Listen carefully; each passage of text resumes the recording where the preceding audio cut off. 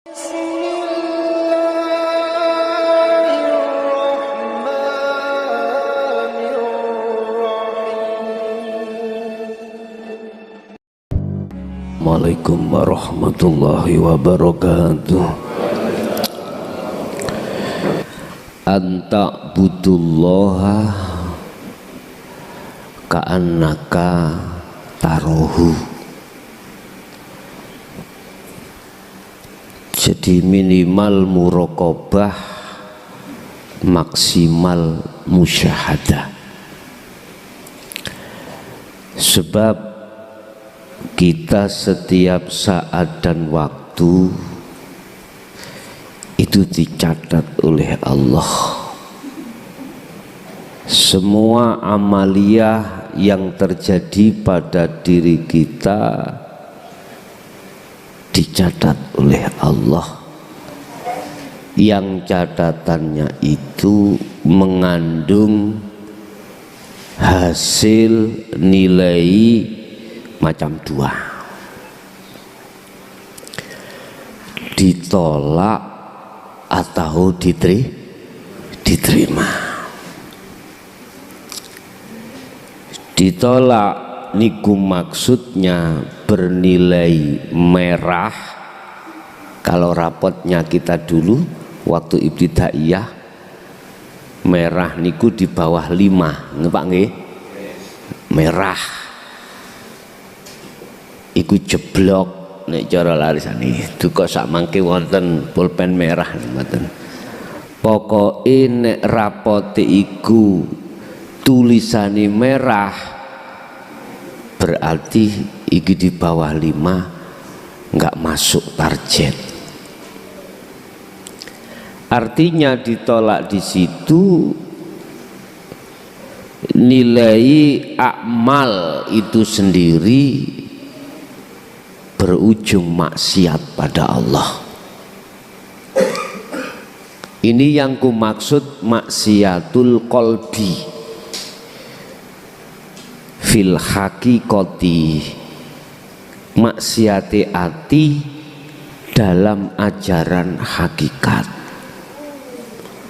bukan maksiatul jismi fi syariati, bukan. Bapak Ibu, itu yang pertama ditolak, maksudnya di situ kita dibiji Allah, dikasih Allah nilai maksiat.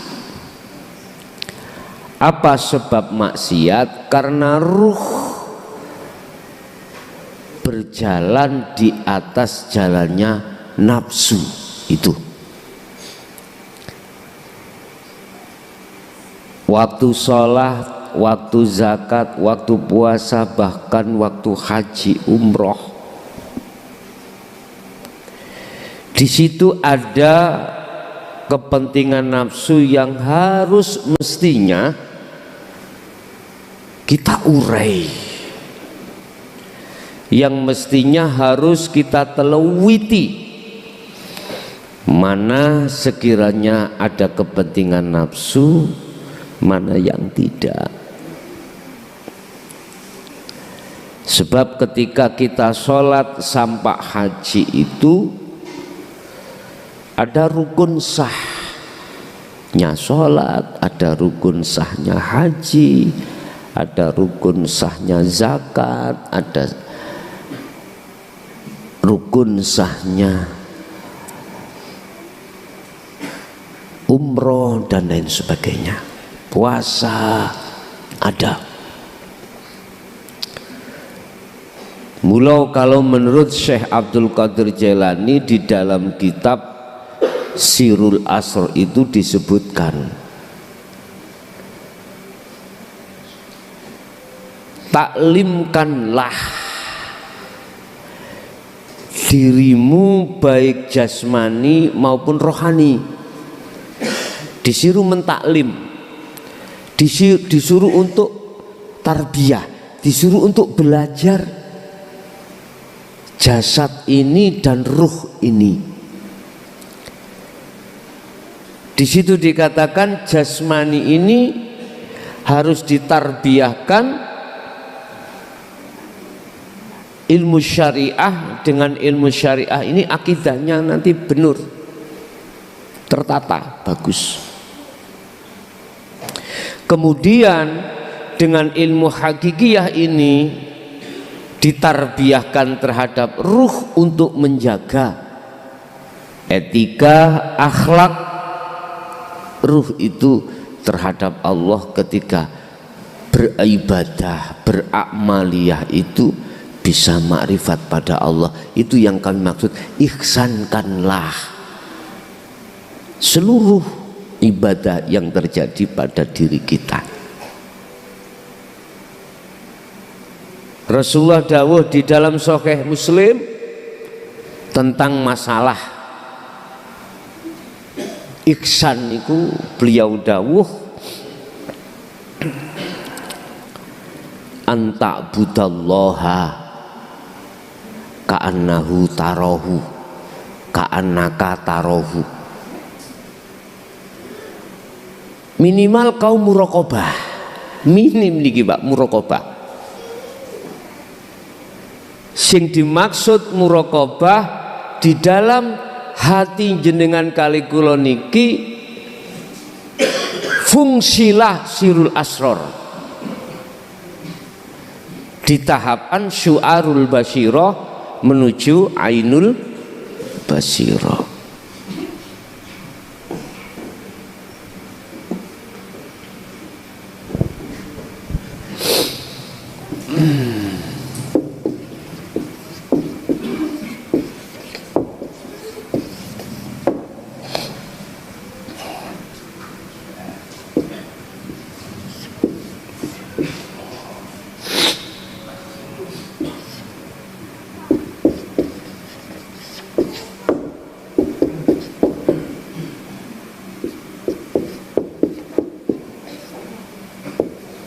Ini judulnya pirang-pirang amaliyah ibadah ihsankanlah diihsan. Minimal pertama muraqabah. Ya Allah,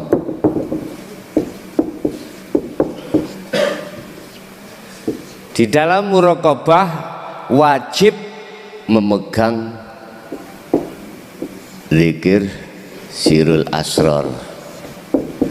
Kalau tidak megang niki mboten saged muraqabah. Di sini ada 3 tahap syu'ar,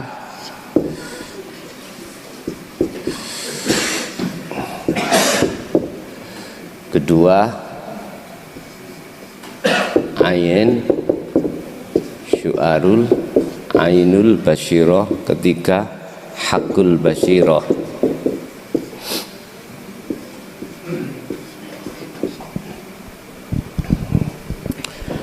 Apa sih muraqabah itu?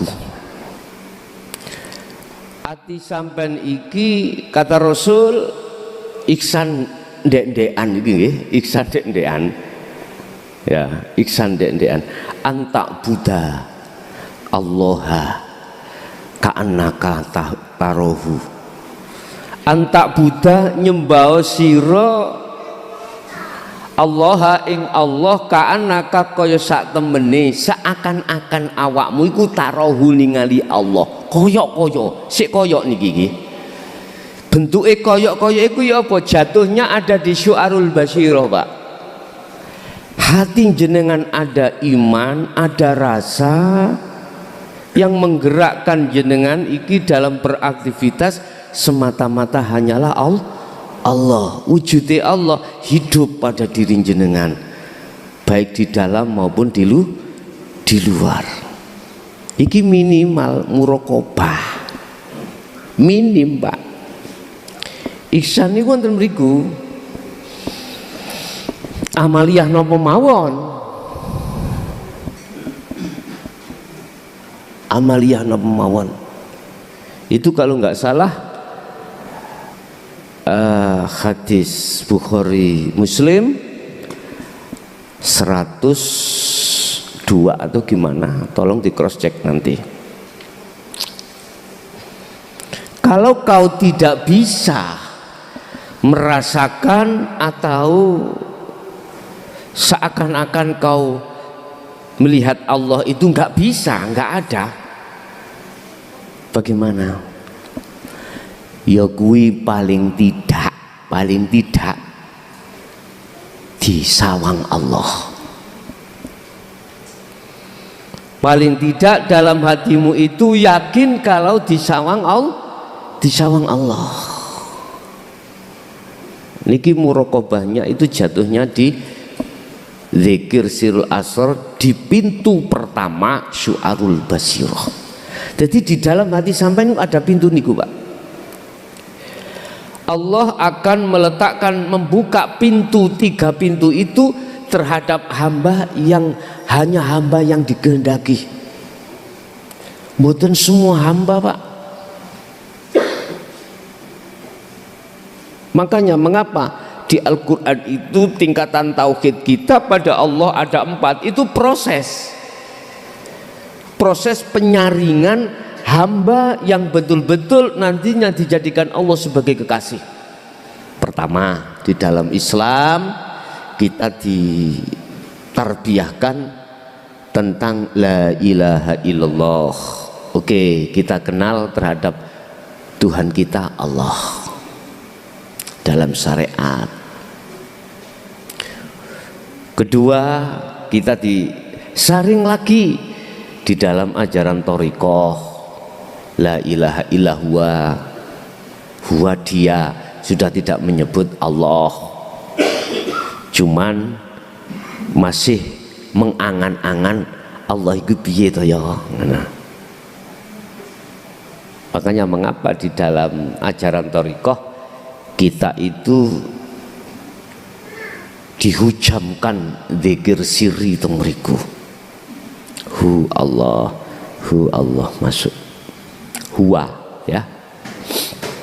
Udah disaring Allah lagi kita di dalam tauhid berikutnya, tarbiyah la ilaha illa anta. Inilah ketika saat si salik panjenengan kali kula akan muncul keiksanan iman, akan muncul keiksanan iman itu pertama di muraqabah. Jenengan gak iso nyawang Allah, udahlah kau rasakan, percaya yen kuwi digerakni Gusti Allah.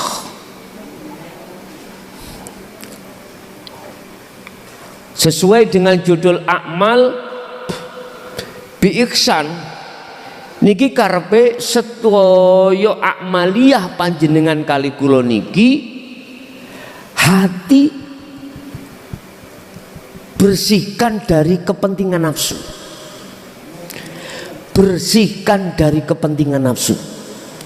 Nafsu itu minta bagian, Pak, di situ. Makanya nafsune wong-wong dolemu kabeh, kuat iku masalahnya sering oleh bagian. Cara makan selalu dapat makan. Mana? Umpama saya ngaji. Ning atiku diam-diam mboten sampean ketahui ada riak. Berarti nafsu sudah dapat bagian. Ben disawang wong. Yen aku iki tukang ngaji. Lagi di dalam ngajiku ben wong iku tambah seneng terhadapku, berbagai pola, suara, keterangan, sistem ajaran saya simpelkan. Akhirnya banyak, iku cocok wis gak angel-angel. Diam-diam hatiku ada sebuah karep sing koyok ngono. Berarti nafsu dalam diriku mangan. Sementara ruh dalam diriku tidak dapat apa-apa, Pak. Puasa terus gak makan. Laksana jasad situ makan terus, olahraga kuat, situ gak makan, lemes. Umpama gelut sing menang sing putih. Lah ngeten nggih. Seperti itulah. Udahlah, semua riak nggak ada, takabur nggak ada, supaya dipuja orang nggak ada. Satu, dalam hatiku ada pengakuan kalau yang memberikan tausiah adalah saya. Udah, semua dicaplok wis. Subhanallah. Berarti inilah al-a'mal, inilah ibadah yang tidak diihsankan seperti ini. Allah mencatat, Pak, abang rapat kula. Udah, abang. Bapak Ibu hadirin rahimakumullah. Syekh Ibnu Athaillah dawuh dalam satu makalah, al-a'malu suwarun qaimatun wa arwahuha wujudu siril ikhlas fiha. Setiap amaliyah, ya amaliyah, itu laksana seperti patung dan tidak punya fungsi apapun, tidak bermanfaat apapun. Kata beliau, jikalau patung itu bisa bermanfaat, amaliyah itu bisa bermanfaat, bi-ihsan. Dijawab oleh Imam Ghazali, bi-ihsan. Harus kau dasari dengan ihsan. Ruhmu harus ihsan. Apa sih ihsan itu? Simple mawon, Pak, ihsan itu. Amalan solihan, satu amal yang soleh. Terjemahi berarti amal yang ma'rifat pada Allah. Makanya mengapa hadis Rasulullah Bukhari Muslim itu Sahih Muslim itu mengatakan, jikalau kau tidak bisa melihat Allah, rasakanlah kau seakan-akan dilihat Allah. Yakinno kau dimonitor Allah. Yakinkanlah kalau kau rukuk, sujud, duduk dan apapun, bersuara apapun, hatimu harus merasakan Allah itu yang menuntun dan membimbingmu. Seperti itu. Walaupun ada dua loh, Pak, ya. Ada yang dituntun, ada yang menuntun. Iki muraqabah. Bahasa thariqah muraqabah itu lewat zikir sirul asrar, merasa apa? Dihujamkan hati ini dengan zikir siri. Ada yang mengatakan zikir khafi masuk dalam beberapa latifah. Tapi tak ingatkan ya, nggak bisa. Anda membuka pintu musyahadah mboten saged. Mboten saged. Paling tidak tengok-tengok di dalam muraqabah, tengok-tengok, ngerti tengok-tengok nggih? Umpama rumah ngintip belum masuk ke muraqabah sesungguhnya. Bukti nih, berpuluh-puluh tahun kami bertoriko itu, mohon maaf ya, ini saya pengalaman. Yang kutemukan itu adalah cahaya, yang kutemukan adalah alam malakut, jabarut, begitu. Yang ini kata teman saya itu sudah makrifat, pada waktu itu percaya aja. Tetapi ketika saya taskhihkan terhadap masyayikh, apa jawabnya? Awak biku syirik. Bayuh jajal, Pak. Kula syirik, Pak. Sebab man ro'ani sopo sing delok aku, kata Allah, maka sirnalah dia. Ini diceritakan Allah di dalam surah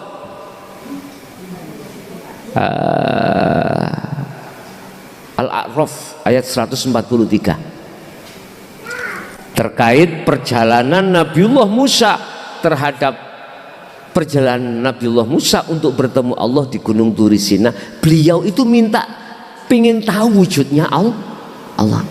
Apa yang terjadi? Allah berfirman, Musa, lihatlah gunung itu. Tatkala gunung itu tidak ada, hancur, maka disitulah kau akan tahu aku.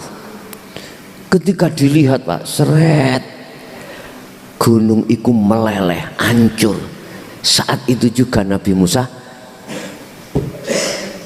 apa? Semaput itu jenis pingsan. Itulah maksudnya siapapun manusia yang dikatakan makrifat pada Allah, melihat Allah, kemanusiaannya itu rusak, fasad, artinya lebur, hancur. Itu maksudnya makrifat Allah di situ. Jadi yang melihat Allah siapa? Ya Allah sendiri, gitu loh. Maksudnya makrifat itu seperti itu. Di dalam makom ahad. Jadi yang disebut ahad, tunggal esa, sendiri tanpa ada yang lainnya.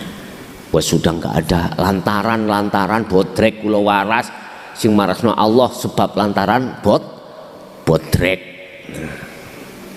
Enggak, sudah tidak duduk di situ. Apabila amaliyah itu bisa bermanfaat, kasih ruh. Patung itu kasih ruh. Apa ruhnya? Amal. Imam Ghazali jawab biiksan. Dasarnya dengan keiksanan hatimu pada Allah. Lah iksan itu pertama muraqabah minimal, yang kedua adalah musyahadah. Wajib itu Pak. Kata Syekh Ibnu Athaillah, ruhnya amal adalah wujudu sirri ikhlas fiha. Apa? Hakikate ikhlas. Wujude sire ikhlas fiha ing dalem amal. Terus bagaimana ikhlas itu? Rasulullah menyindir kita lewat hadisnya, ikhlas itu seakan-akan ya seperti kamu ketika beol, sebelum beol perut kamu itu mules, sewakit, apalagi murus wangi. Orang murus kalau teko muruse mencari WC gak nemu-nemu, piye Pak rasanya Pak? Sampai di tengah pasar wis wetenge mules, iku piye Pak? Golek WC gak nemu, saged sampean marani sing nek ndalan? Boten saged, paling tidak keciri dik suwal. Nggih? Kata Rasulullah, rasanya seperti itu. Beol sudah ketemu WC-nya, kemudian jenengan dodok, sudah keluar semua kotoran-kotoran dalam perut ini. Rasanya seger, seger banget. Nggak ada sedikit pun siapapun panjenengan ngambil kotoran lagi dipakan. Nek gak wong gendeng lah ngaten nggih. Kak tumon Pak, kotoran kita yang ada di WC, di kloset kita ambil lagi, kita makan lagi. Wonten tiyang mriki gelek ngeten nggak ada. Itulah ikhlas itu. Lah prosesnya bagaimana? Ini Pak, ketika jenengan kali kula berakmalia, fasatno dirimu, hancurkan keakuan kita yang berakmal, yang bersolat, berzakat, bersodako, berpuasa, berhaji, dalam hati lepas sok diri kita yang segala-galanya. Kan kita sudah diberikan Allah sistem rumus la haula wala quwata illa billahil aliyil azim. Lah gitu toh Pak ya. Mengapa itu sering kita baca, sering kita pahami ilmu ini, ketika praktek nggak bisa. Mengapa itu? Karena ihsan muraqabah itu belum ada dalam hati kita. Dereng wonten. Mula proses muraqabah niki wajib bagi kita untuk meletakkan ihsan di setiap amaliyah.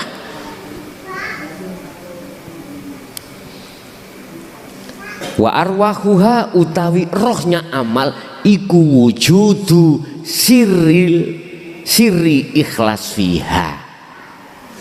Dikatakan ikhlas manakala kita tidak merasa yang berlaku. Bagaimana mungkin panjenengan nyuwun bayarane kerja, lah sing kerja senes jenengan? Gak mungkin toh Pak ya? Gak mungkin. Makanya di dalam kitab hikam tentang masalah al-ubad itu ada 3 Pak. Ada 3 golongan. Al-ubad itu al-ibadah. Ada al-ibadah itu dalam hatinya masih ada selilit. Tahu selilit ya? Bahasa Indonesia selilit itu apa Pak?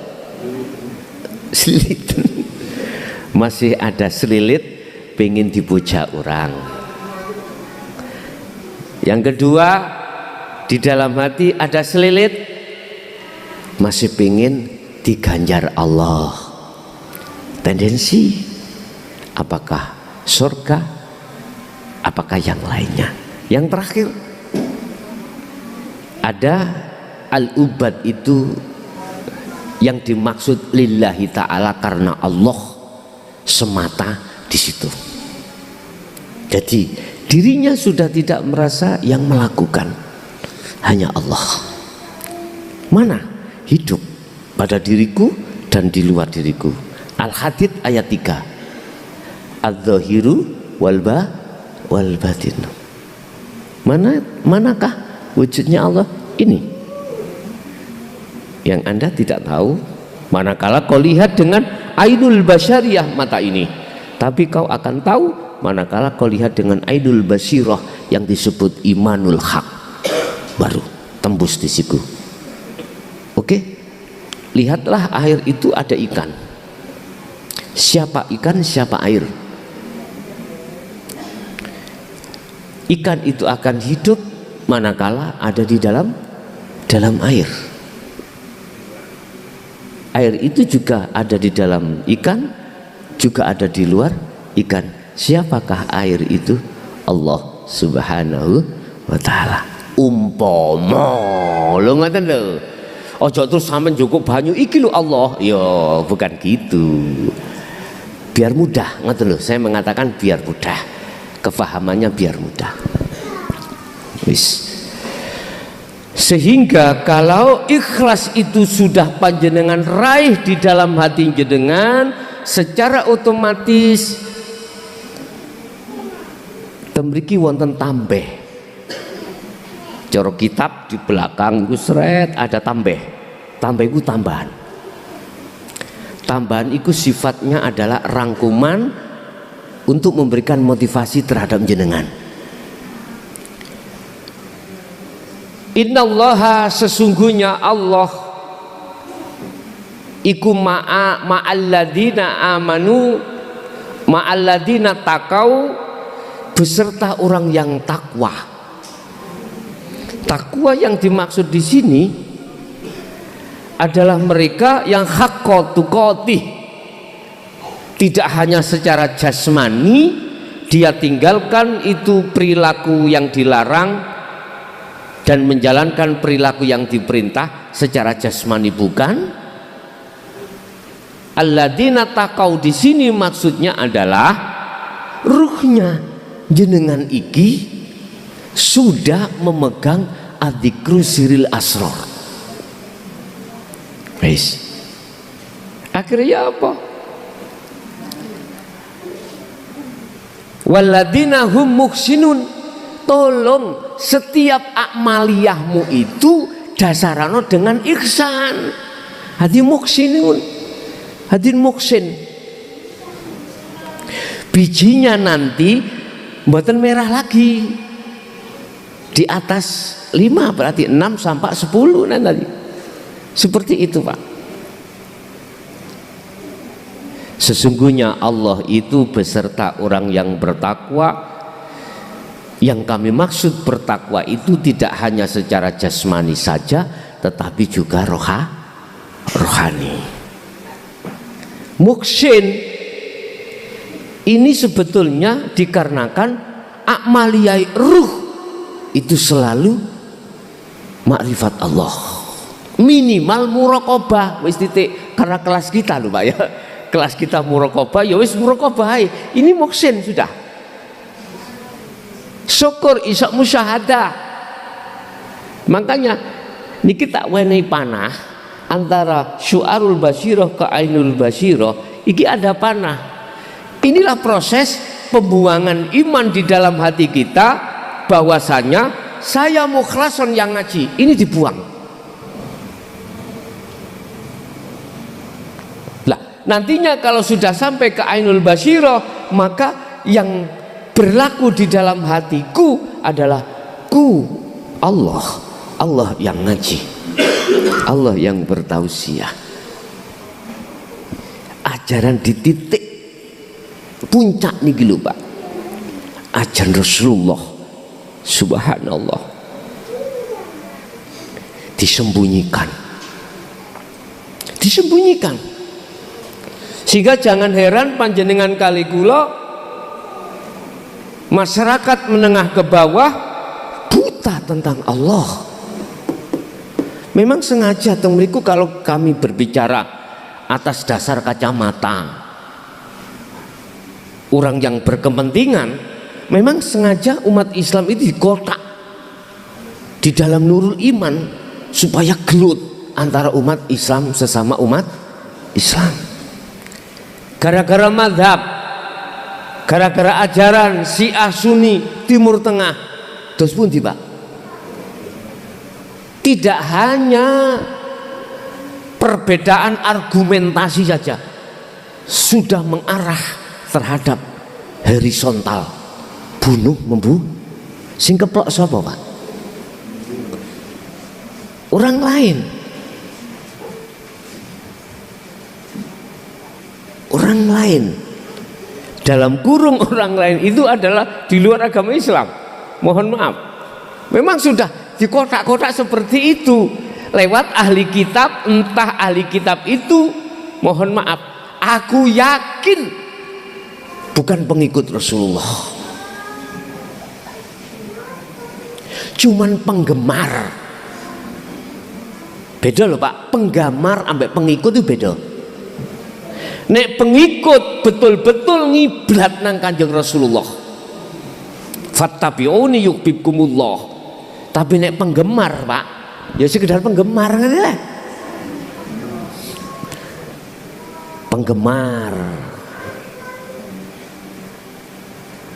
Mohon maaf, kan sudah sering ulama-ulama masa saya dulu mengatakan hancurnya Islam dari umat Islam sendiri.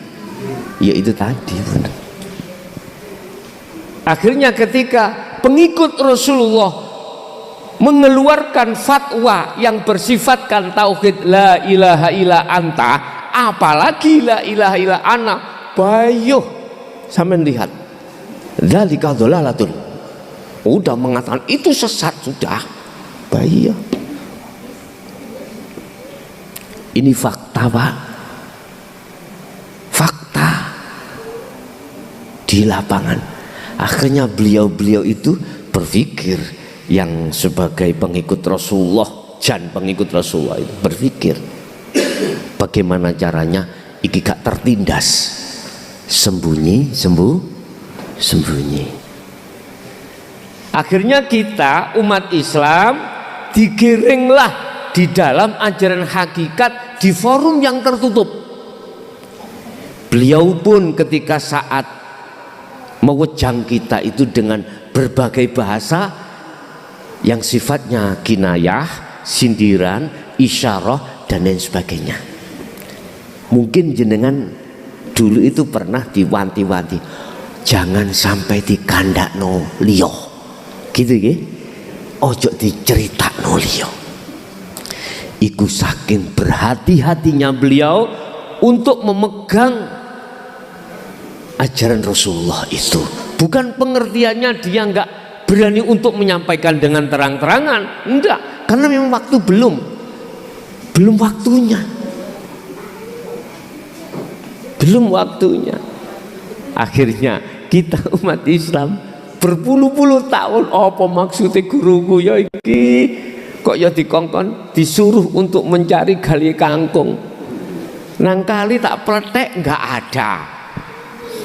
Subhanallah.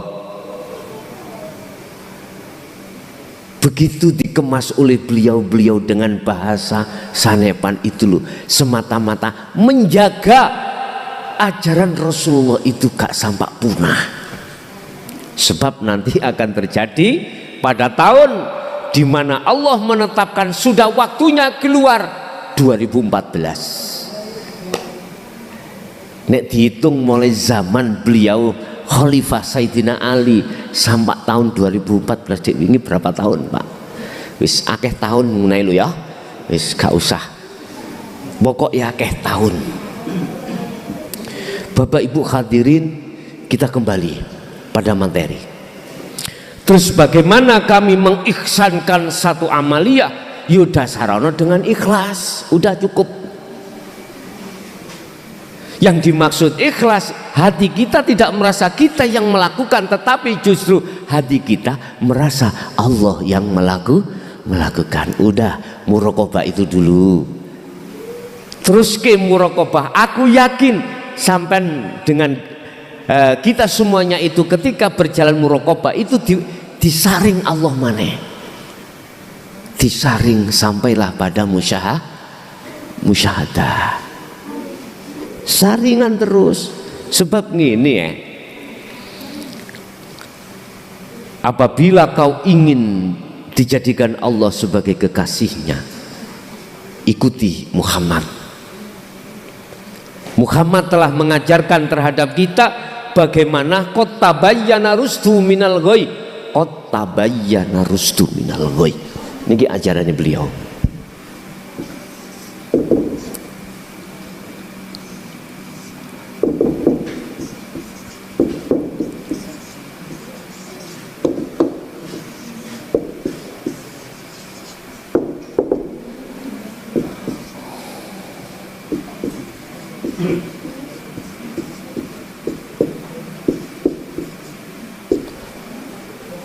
Ki Al-Baqarah 256. Ajaran yang membebaskan ruh panjenengan kali kula dari kegelapane nafsu, dari belenggunya hawa nafsu.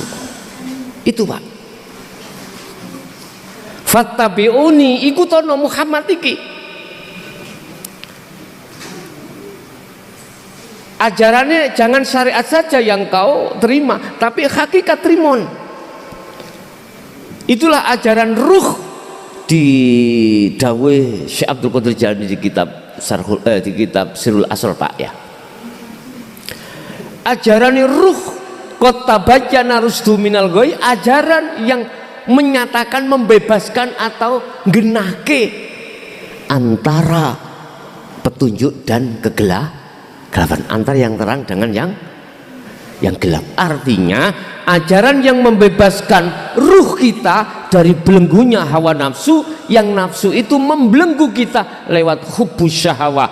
Akhirnya ruh itu bersukaria, bercinta, menghamba, memuji terhadap kesenangan dunia. Kalau sudah seperti ini, nih lho Pak, tadi saya taskhehkan tadi lo ya, saya tetap son kamu isi sirik ngoten. Duh, abot Pak nggih. Satu sisi kita sebagai suami harus cari kebutuhan duniawiyah untuk keluarga. Satu sisi kita disirikkan manakala ruh ini bercinta dengan itu. Terus ada solusinya, bagaimana caranya? Kita gembul ning ra campur. Oke, dari ono Kanjeng Nabi. Kanjeng Nabi memberikan solusi. Dadi yo ikan di lautan. Airnya asin, asam, tapi ikannya tidak ikut asin. Matanya juga enggak perih. Maksudnya apa? Ikuti aku, kata Rasulullah. Cintailah Allah, temuilah Allah di setiap jasadmu, menunaikan hukum wajib syariat, mencari nafkah. Di situ ada Allah. Bukan Allah bertempat hanya di dalam masjid ketika kita sholat. Bukannya Allah hanya bertempat di sasi Ramadan ketika kita berpuasa. Bukan berarti Allah hanya bertempat pada orang miskin ketika kita bersedekah.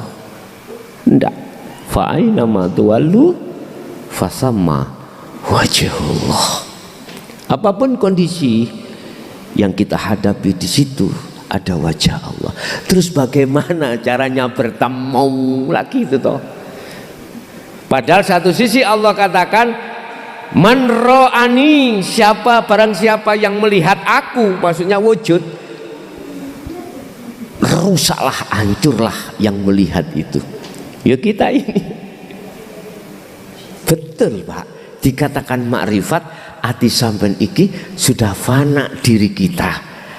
Berarti dalam hati kita yang bergemuruh yang ada dikarenakan zikir yang selalu kita sibukkan dalam hati, aku Allah.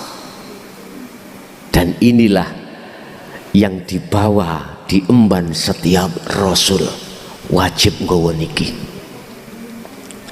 Dikatakan ilaihi annahu la ilaha illa ana fa'budun. Muhammad, ajarkan umatmu tentang bagaimana untuk memakrifatkan dirinya padaku.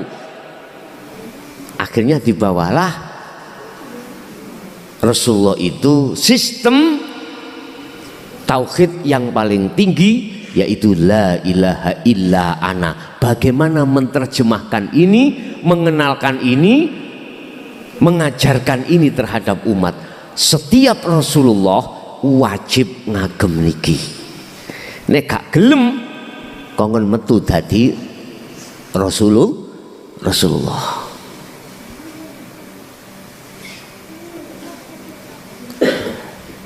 Kan dikatakan wama arsalna min qablika mir rasulin illa nuhi ilaihi annahu la ilaha illallah la ilaha illa ana. Aku tidak mengutus seorang rasul, kata Rasulullah. Al-Anbiya 25, kata Allah dalam Al-Anbiya ayat 25, kecuali wajib sampai membawa inti dari wahyuku, yaitu la ilaha illa ana. Wajib pun belum sampai terang-terangan, para rasul dengan sembunyi menyampaikan hal itu, sembunyi. Nanti kalau sudah waktunya terang-terangan udah. Akhirnya dengan la ilaha illa anta niki lho Bapak Ibu, jenengan bakal dititipi, diwarisi Allah tentang adzikru bisiril asrar, sehingga panjenengan bisa menunaikan berjalan muraqabah menuju musyahadah, sehingga sedaya amaliyah apapun yang terjadi pada diri jenengan itu selalu senantiasa berorientasi dengan akhlak ilahiyah, mulai dari muraqabah sampai musyahadah. Jadi giniku amal yang terdasari dengan ihsan. Tadi dikatakan apa sih ihsan itu? Dikatakan sesungguhnya Allah itu kau harus lihat. Ngoten. Kalau kau tidak bisa melihat Allah, udah cukup bagimu kau seakan-akan dilihat Allah. Bahasanya seakan-akan. Ka'annaka tarahu, seakan-akan kau bisa melihat Allah. Kalau tidak bisa, maka kebalikannya, seakan-akan kau dilihat Allah. Bahasanya seakan-akan, maksudnya rasa, Pak, dalam hati jenengan dalam proses su'arul basirah menuju ainul basirah. Ini kan pembersihan dari keakuan diri kita. Nafsu niku lebar pun nek wis ainul basirah, hancurlah kita. Ainul basirah melihat Nabi Musa melihat gunung tadi, Pak, ya, hancur meleleh, langsung pingsan, nggak sadarkan diri. Maksudnya ruh sampean sedaya jasad iki fana. Apa nggih kula nggih semaput mboten, artinya hati sampean sudah sengaja diputus Allah terhadap selain Allah. Berarti tidak ingat terhadap garwa sampean sing ayune kaya Nyonya Menir, wis gak ingat, wis apapun dunya sampean sing mewahnya, mohon maaf sugih sak donya, wis gak ingat, wis mboten ingat. Sehingga ada satu makalah mengatakan nikmat yang paling sempurna, yang paling kekal, nikmat yang paling abadi, bertemunya panjenengan terhadap Allah. Qad khasiral ladzina kadzdzabu bi liqa'illah. Tapi barang siapa yang mengingkari pertemuan terhadap Allah, maka qad khasiral ladzi, sungguh celakalah dia. Ya udah. Bapak Ibu hadirin jamaah rahimakumullah, kesimpulan amaliyah yang dikatakan didasari dengan ihsan, ketika amaliyah jenengan itu seakan-akan iki muraqabah, seakan-akan selalu dalam hati sampean merasa dilihat Allah, gerak digerak nih Allah, apapun semuanya sampean tetapkan seakan-akan di situ Allah memonitor terus. Nanti kalau ini terus berjalan, aku yakin masuk pada ka'annaka tarahu, seakan-akan kau melihat Allah, seakan-akan koyok-koyok. Ya apa koyok-koyok? Akhirnya mohon maaf, meretelilah proses kefanaan diri jenengan. La ibsorun wa mubsorun wa basarun. Kalau sudah pretel semuanya, musyahadah, akhirnya itulah makrifat, disebut makrifat pada Allah. Lah ini mudah untuk keluar, mudah untuk terjadi. Ya sampean kali kula kudu sering-sering memegang teguh tali Allah, yaitu zikir sirul asra, dikembangno terus. Bila mana mudahnya itu kedorong dengan zikir sir masuk dalam latifah, monggo sampean gumantungno, sampean ikrarno, sampean terus kibarkan zikir sir itu. Oke, itulah Bapak Ibu apa yang bisa kami sampaikan berkenaan dengan ihsankanlah semua amaliyah yang ada pada diri kita, sebab itu nanti bijine ben api di mata Allah. Ngaten ngene iki Pak, sebetulnya itu salat iki mriki. Makanya katakan sesuk iku amaliyah sampean iku apik nek nilainya salat iku apik. Salat yang dimaksud di sini ada al-wusta. Nilai salatnya ruh sampean datang Allah. Itu tadi mengihsankan sedaya amaliyah tanpa terkecuali. Oke, kita masuk pada sesi tanya jawab Pak. Barangkali ada yang perlu ditanyakan, monggo kami persilahkan. Saya suwi niki umur tambah Pak ya, mboten kurang tambah, monggo.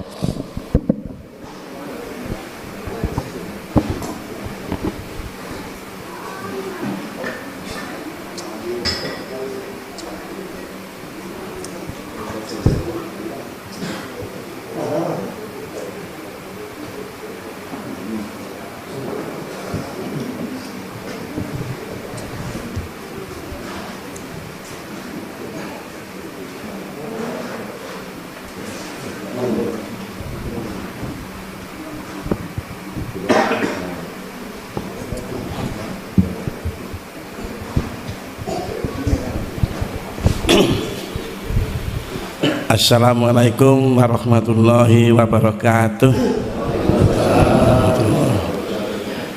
Gus kula tanglet kula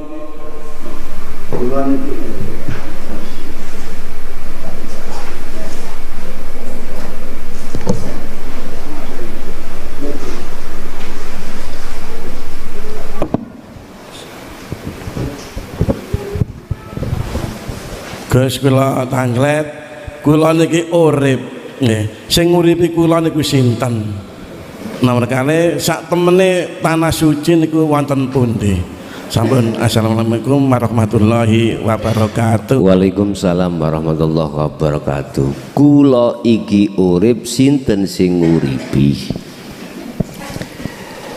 Kula nyuwun tanglet riyin. Maksude kula niki kula makhluk napa kula Allah? Kula makhluk. Kula makhluk. Oke. Inilah proses syariat hakikat makrifat, Pak. Kula niki urip. Sing nguripi sinten? Ya jawabane mudah, sing maha urip. Bahasa Islam mengatakan Allah. Wis, iki syariat. Sehingga kita diperintahkan untuk berlaku hukum syariat. Di situ ada dua hukum, satu hukum larangan, kedua hukum perintah. Artinya mana larangan tinggalkan, mana perintah jalankan. Oke. Ini kan masih ada dua urip, Pak nggih. Ada sesuatu yang diuripi, ada sesuatu yang nguripi. Padahal di dalam Al-Quran Allah katakan huwallahu ahad, kul huwallahu ahad. Kalau hidup itu cuman tunggal. Akhirnya kita harus belajar tarbiyah, ilmu tentang ruh, ilmu tentang hakikat, ngerujuk kita terhadap Kanjeng Rasul. Terus diterusno, nanti kalau sudah saya katakan sudah sampai pada makrifat, sehingga uripku ku iku mboten masuk terhadap hamba. Hamba ini sudah hilang loh, Pak. Mboten wonten niku di dalam tauhid la ilaha illa ana lho nggih. Mpun salah paham jenengan. Cara orang sudah sampai pada tingkatan makrifat pada Allah. Wa ammal arifuna la yarawna li anfusihim syai'an bal yusahiduna annal fa'ila wallahu ta'ala. Disebut orang arif itu sudah tidak punya iman beliau itu jikalau munculnya perkara dari dirinya atau dari makhluk lain, itu dari diri atau makhluk lain, enggak. Yusyahiduna, mereka itu syuhud nyawang, mereka itu beriman bahwasanya munculnya semua perkara itu annal fa'ila huwallahu ta'ala, hanya Allah. Berarti muncul apa yang pada dirinya apapun itu datangnya dari Allah hidup. Loh, dan maksudnya itu. Berarti kalau sudah di situ, sehingga bahasanya ngeten, Pak, uripku Allah ya karena uripku. Nek tadi lah mboten uripku sebab diuripi Allah. Wis saiki enggak. Lah yang bicara iku Allah ya. Lah mangkan yang berbicara kita. Lah gitu ya. Bon, itulah keseimbangan hukum syariat ke hakikat menuju makrifat Allah. Itu satu. Dua. Apa mang? Tanah suci sak temeniku ning ndi? Dikatakan dalam satu ayat,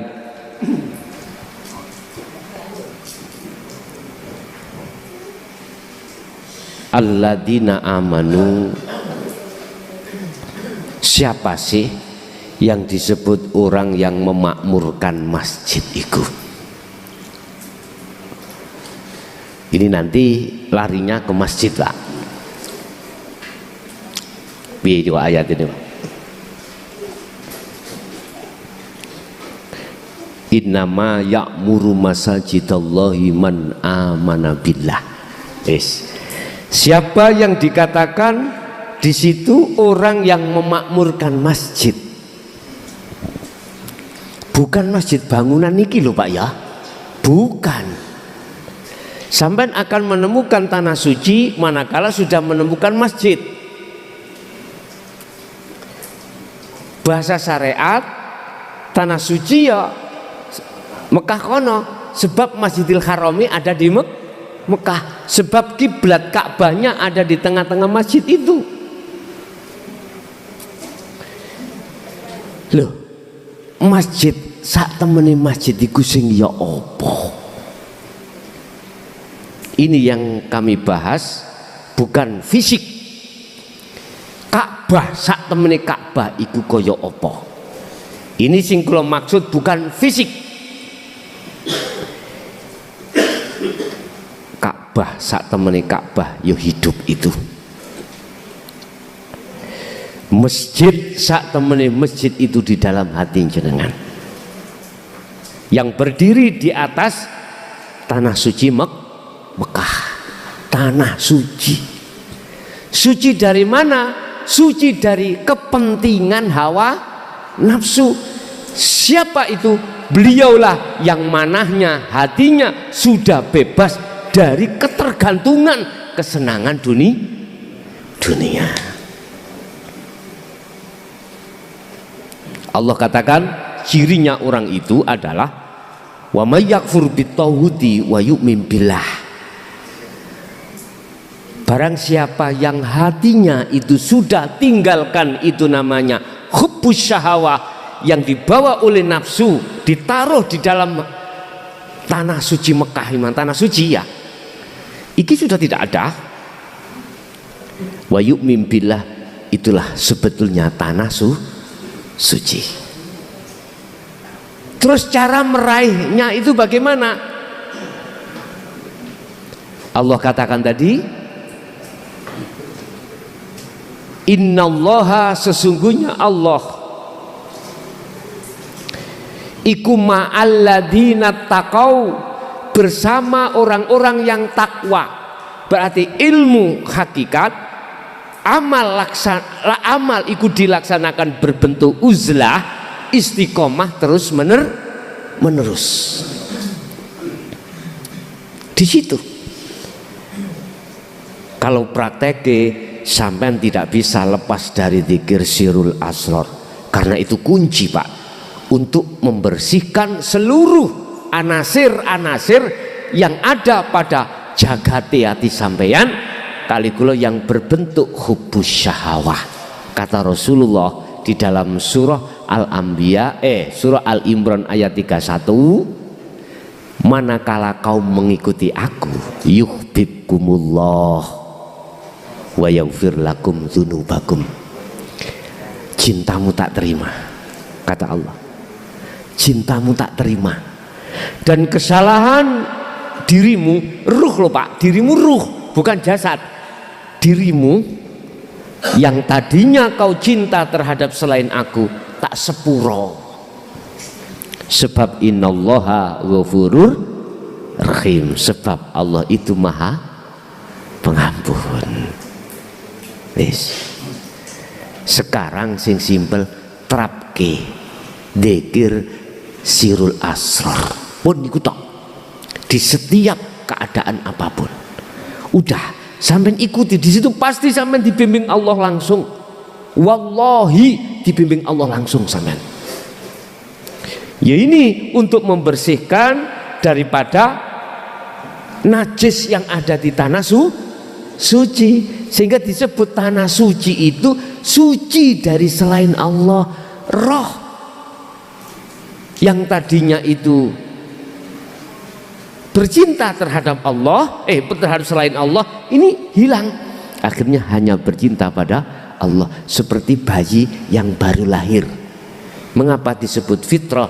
Kanjeng Rasul lewat Sahih Bukhari mengatakan kullu mauludin yuladu alal fitrah. Setiap bayi yang dilahirkan itu keadaan suci, walaupun hasil dengan zina, mohon maaf ya, hasil dengan zina, ruhnya itu dikatakan fitrah karena belum kecampuran urusan dunia. Lah kita Pak sudah kecampuran. Solusinya ya udah, ayo kita bersihkan. Setelah itu kita bertemu Allah. Allah tidak akan menerima cinta kita manakala dalam hati kita masih ada cinta terhadap selain Allah. Di situ. Oke? Ada lagi?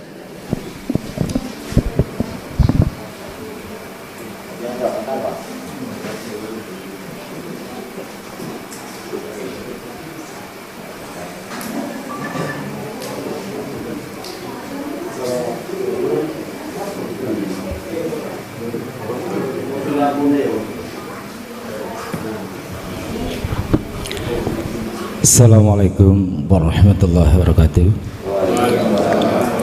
Nyuwun sewu sakderengipun kula mboten tangan kula cuman nyuwun penjelasan mawon.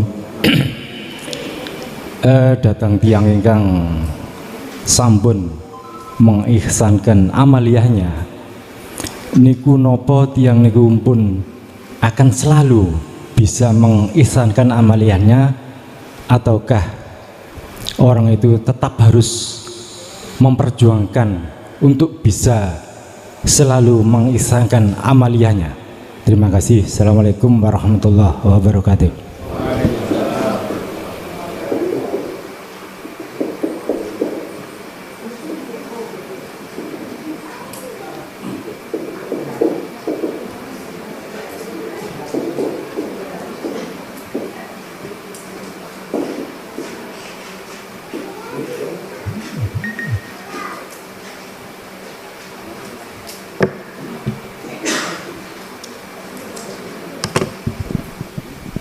Ketika ruh kita sudah masuk dalam muraqabah, bahkan sudah masuk ke musyahadah, pertanyaannya apakah setiap amaliyah kita itu selalu bertendensi ihsan? Saya jawab, dari arah mana saya menjawab? Ada 3 arah. Satu, ketika musyahadah kita, makrifat kita itu masih ada di musyahadatul fana, mboten Pak. Kadang ya, kadang tidak. Yang pertama lebih sedikit iyanya daripada tidaknya. Kamil kebalikannya, lebih besar berihsan daripada tidak, tapi SN masih ada yang tidak. Terus dipertanyakan, bagaimana perilaku sing seperti itu? Apakah bijine tepet yono abangi? Wala baghin wala adin innallaha ghafurur rahim. Orang yang sudah mengenal dan bercinta nang Allah Pak, yakin aku siapapun panjenengan nggak kepingin untuk bercinta terhadap selain Allah, nggak kepingin. Arti kata lain, orang yang sudah tertata dzikirnya jenengan ini untuk makrifat Allah, rapengin lali. Tapi mengapa kok terjadilah? Apabila tidak ada unsur niat dan sengaja, makanya di belakang innallaha ghafurur rahim. Laksana orang puasa, jam 9 pagi kita bangun, di depan ada ikan sate, weteng luwe, lupa kalau puasa, dihabiskan. Batal? Lah ya udah itu. Beda Pak, tinggal sak sunduk maneman, eling kalau puasa. Diterus beda lagi ini. Beda lagi. Aku yakin beliau-beliau panjenengan kalau sudah melampah dzikir sirul asal, rapengin kita itu untuk lepas tali itu rapingin. Tapi mengapa Allah membuat lalai, membuat terlepas? Itulah Pak maksud Allah, liyabluwakum ayyukum ahsanu amala. Laksana orang yang belajar berenang, tenggelam, naik, tenggelam, naik, tenggelam. Biar tahu rasa lu, ngono lho, biar tahu rasa. Itu proses liyabluwakum ayyukum ahsanu amala. Akhirnya mengapa di sini dikatakan makomnya makom mahfud, makom di mana satu tempo kita lalai pada Allah, satu tempo kita berzikir terhadap Allah. Selang berjalannya waktu proses inilah akhirnya diletakkanlah kita di musyahadatul baqa, makomnya maksum. Udah nggak kenal lali sudah.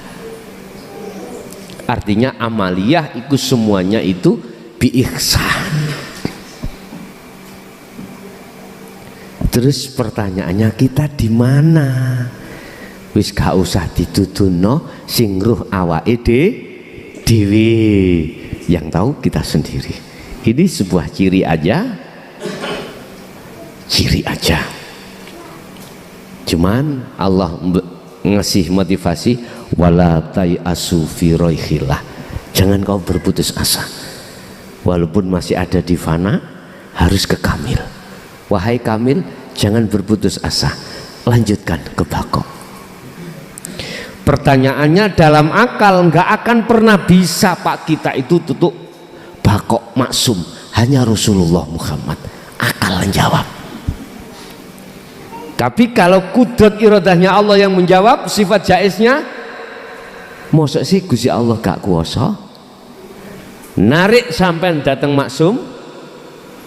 Jelas kuasa Pak. Mosok gak kuasa? Wong padahal Allah innallah ala kulli syai'in qadir. Gus kula wis gak ngerti wis bah niku dikir siri apa fanau dikris gak taek-taekan misale ngono.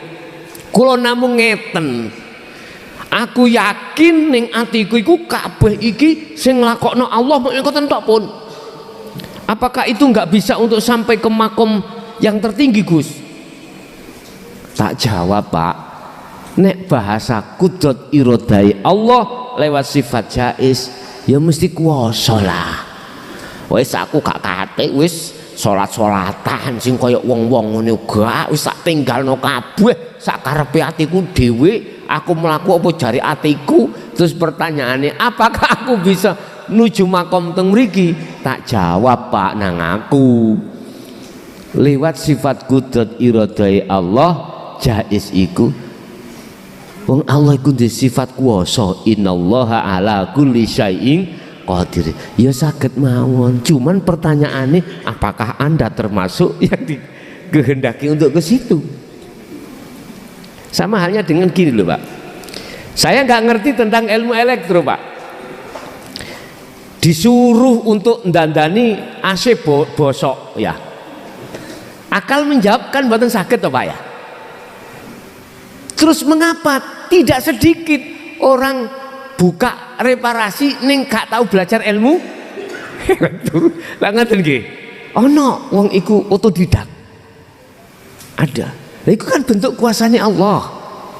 Allah bisa saja nggawe cerita iku ono ae. Cuman kalau saya bicara secara sistem ilmu jalur wasilun ya sampak gondol ya gak iso. Ngoten.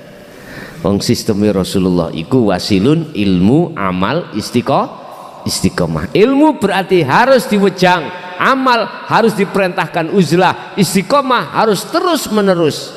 Barulah tutuk ning makom musyahadah, apalagi ning bako di situ. Nggih. Jadi teng mriku Pak jawaban kula tergantung di kelas mana kami menjawab. Kalau di kelas fana dan kamil nggih mboten saged. Cuman diampuni Allah sebab enggak ada niat dan sengaja untuk melalaikan Allah, untuk mengihsankan itu tidak ada. Saking gede nafsu lho Pak. Nafsu iku santri nenek nek nggodha gak kuat kiyaine Pak. Santrine dhisik dikongkon nggodha. Santrine kalah. Sing maju iku duduk santrine maneh, kiyaine iblis pun sing mlebu. Wah, gak krasa lepas teko apa ning ati nit ana rasa pingin di puja wong, ingin disawang orang, gak krasa. Bahaya, bon. Walus ngono. Dadi aja dikira nafsu iku sapa nangone lokalisasi mboten. Sapa nangone masjid barang lho, Pak. Lho nggih. Ada satu makalah mengatakan waktu subuh atau waktu bengi tahajud iku iblis nggodha. Nggugah sampean. Cek gak keturun cek salat tahajud. Digugah, salat tahajud. Sebabnya apa?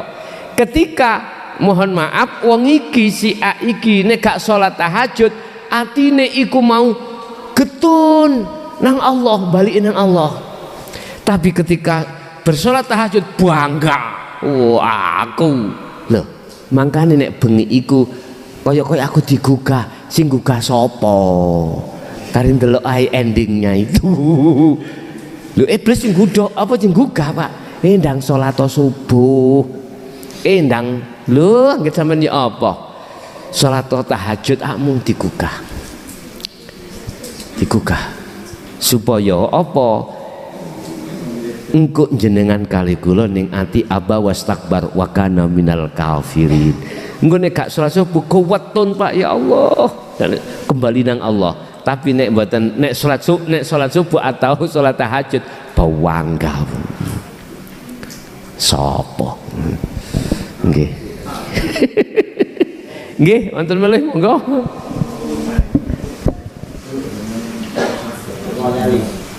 Iya.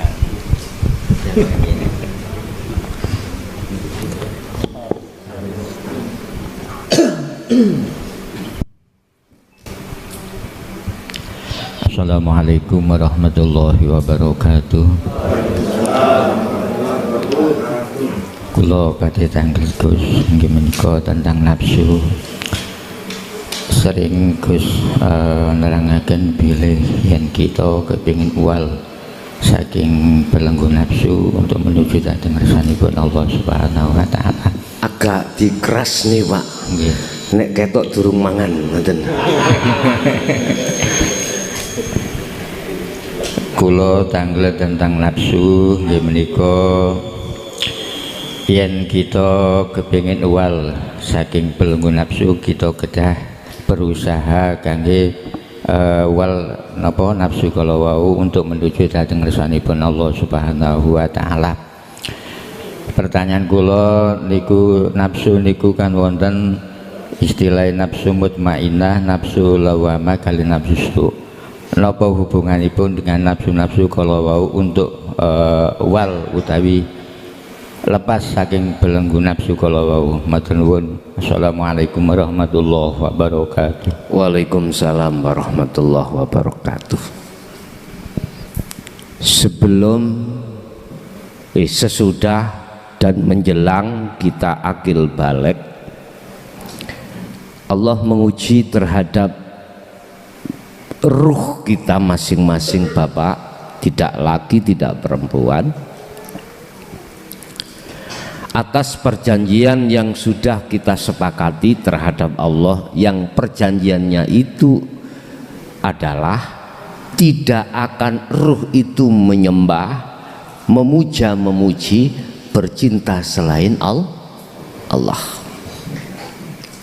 Alastu birabbikum qalu bala syahidna. Detik-detik akil balik, disitulah Allah menguji kita lewat merintahkan nafsu untuk masuk di dalam jagatnya ruh yang disebut kolbiyah, hati.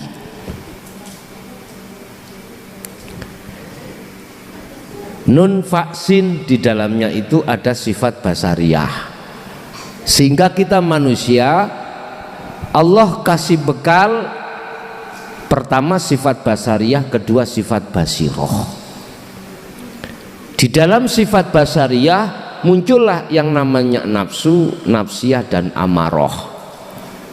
Nafsiyah akan menimbulkan beberapa nafsu yang sudah diterangkan di dalam thariqah. Yang jelas amaratum bisu iki mengajak lalai pada Allah. Amarah mengajak kita juga gak nrimo ning Allah atas apa yang telah ditetapkan Allah.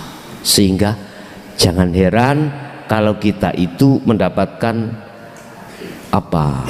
ketetapan yang tidak enak, hati amarah. Satu contoh, kita ditabrak sepeda, hitung-hitungan, amarah, njaluk bener dewi dan lain sebagainya. Anak kita nakal, diilingno gak kena dan sebagainya, amarah. Bisnis kita dirusak orang, amarah. Apapun. Nah, bentuk sifat basariyah ini sebetulnya nafsu dua ini namanya nafsu, nafsiyah dan amarah. Allah perintahkan terhadap kita untuk menguji, betulkah dia itu, ruh itu setia padaku? Akhirnya apa Pak? Nafsiyah membawa kesenangan itu, nafsu itu yang dihadapkan terhadap ruh kita. Apa yang terjadi? Sudah diingatkan, wala taqrabah hadi sajarah, jangan kau dekati pohon hubus syahwah itu. Kalau kau dekati, kau pasti akan suka. Ini bicara dengan ruh loh Pak, bukan jasad, bukan jasad, ruh. Yang mendekat itu ruh, bukan jasad. Kalau jasad ini ya sudah sewajarnya dengan sifat basariyah, kita sebagai seorang suami wajib mencari nafkah, wajib mencari sandang pangan papan untuk kebutuhan anak dan istri, wajib. Di kantor ya ke kantor, di pasar yang dagang ya harus berangkat kerja ke pasar, di Tambak atau di Tegal ya harus berangkat sesuai porsi kita di mana. Di jasa sila harus berangkat ke jasa itu. Cuman ruh, betulkah kau cinta mung padaku, hanya padaku, menyembah hanya padaku? Akhirnya roh masuk des dengan membawa kesenangan manusia itu. Yang terjadi apa? Kita chaos, kita terpengaruh dengan bujuk rayu nafsu dalam diri kita. Udah. Kemudian dimunculkan Allah sifat basiroh, di dalamnya ada nafsu dua, lawamah dan mutmainah. Iki sebagai boe, iki ngejak api Pak Nur, iki ngejak saya. Lah bolo-bolone ana pira? Sudah dituangkan di dalam pelajaran thariqah, sampai digelar di dalam satu ayat, ya ayyatuhan nafsul mutmainnah irji'i ila rabbiki radiyatan mardiyah. Apa hubungannya nafsu ini? Sebetulnya pertama bukan salah nafsu menggoda kita sehingga ruh lalai pada Allah, bukan. Karena nafsu masuk dalam diri kita itu dasarnya karena diperintah Allah, yang intinya untuk menguji kesetiaan kita. Ternyata kita pada saat itu khianat cinta kita pada Allah. Kita akan sadar kalau kita khianat pada Allah ketika saat kita mengikuti Rasulullah SAW. Itulah di jalur dinul haq. Tapi ketika saat kita mengikuti hanya syariatnya saja, kita tidak merasa kalau kita berkhianat. Yukhadi'unallaha walladzina amanu wa ma yahda'una illa anfusahum wa ma yash'urun. Sebetulnya kita itu memungsuhi Allah Pak, dan memungsuhi orang-orang yang beriman terhadap Allah, tetapi kita tidak sadar ruginya itu kembali pada diri kita. Iku mang lho Pak, wong nek durung roh wujute si A ya, si A jenenge si A, durung roh wujude si A, ketemu nok endi ae ya gak iso nyono nek iku si A. Mboten saged. Salat jejer ambek si A, wujude si A, yes pasti menganggap orang lain. Makanya mengapa kita tidak tahu Allah, padahal Allah mengatakan wal awwal wal akhir wal batin wal dzahir wal batin wa nahnu aqrabu ilaihi min hablil warid. Aku yo nek ngarepmu rek, aku ning jeromu rek. Lho ngono lho iku.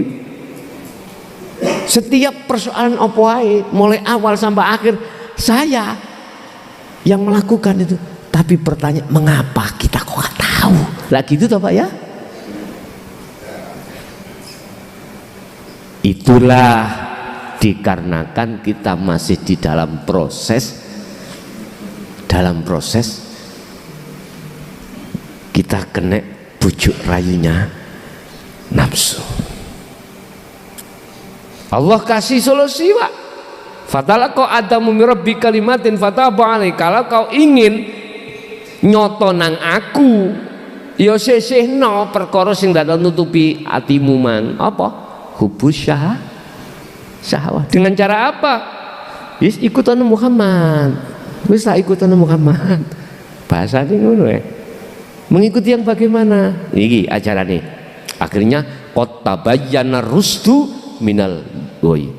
Sungguh jelas perbedaan antara yang terang dan yang gelap, antara yang masuk dalam petunjuk dengan yang tersesat.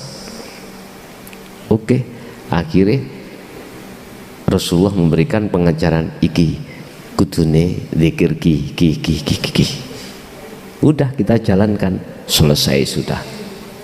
Laksana baju mau ingin masuk lemari, baju sudah kita pakai ambune apek Pak, kena cat kena apa, ya harus kita cuci lah, wajib. Makanya dalam tauhid ada setelah kita taholi harus tahali, sebelum tajali harus tahali, harus disucikan dulu.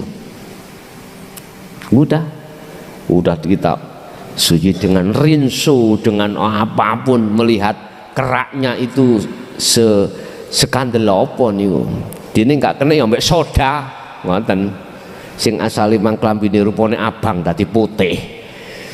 Ambek apa jenenge kok soda kok? Baik clean. Udah sing penting sudah hilang kotoran-kotoran. Barulah kita jereng ya atau kita pepe, kemudian kita seteliko, kasih minyak, udah masuk di dalam almari. Tapi enggak mau kau bersihkan, tadi keset Pak, tadi gombal. Nanti kalau kita listrik mati, bikin damar Pak ya, kayak uceng dibakar. Gak mungkin sampai ngambil kain atau baju yang di lemari yang sudah bersih buat uceng, gak mungkin. Pasti yang kotor-kotor gitu ya. Ya seperti itu. Mengapa? Makanya Allah mengatakan, mengapa besok itu ada al-jannah, besok itu ada an-nar. Belum dibersihkan ya masuk an-nar dulu dong. Kalau sudah bersih, saya quluna alladziina qalu udkhuluha bisalamin aminin.